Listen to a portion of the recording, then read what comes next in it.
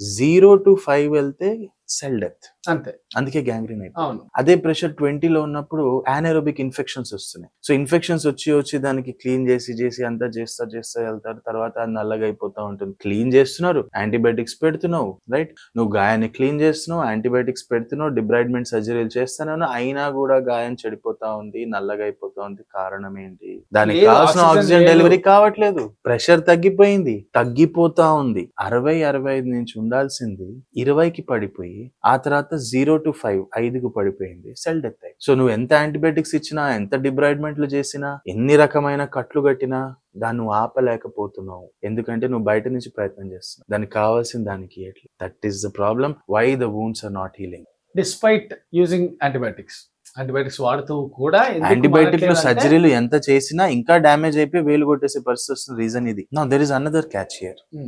So దీన్ని ఏమంటారు? Hypoxia. anaerobic atmosphere తయారైంది, హైపాక్సియా అంటే ఆక్సిజన్ లేని atmosphere, right? 0 to 5 is cell death, but 5 to 10 is very mild, oxygen is coming. అది ఇంకా డేంజర్ ఎందుకు తెలుసా? 5 to 10 ప్రెషర్ లో అంటే హైపాక్సియా, అట్మాస్ఫియర్ హైపాక్సిక్ డ్యామేజ్ జరుగుతుంది. అంటే ఒకళ్ళని ముక్కు మూసేస్తే ఎలా అయితే కొట్టుకుంటారో అలా సెల్స్ ఇంతే ఆక్సిజన్ అందుతుంది. సో ఇంత ఆక్సిజన్ అందుతున్నప్పుడు అది స్ట్రగుల్ టు ఫంక్షన్ అవుతుంది. ఆ స్ట్రగులే సెల్ గ్రోత్ అవుతుంది, అబ్నార్మల్ గా సెల్ గ్రోత్ అవుతుంది, అదే క్యాన్సర్ గా మారుతుంది.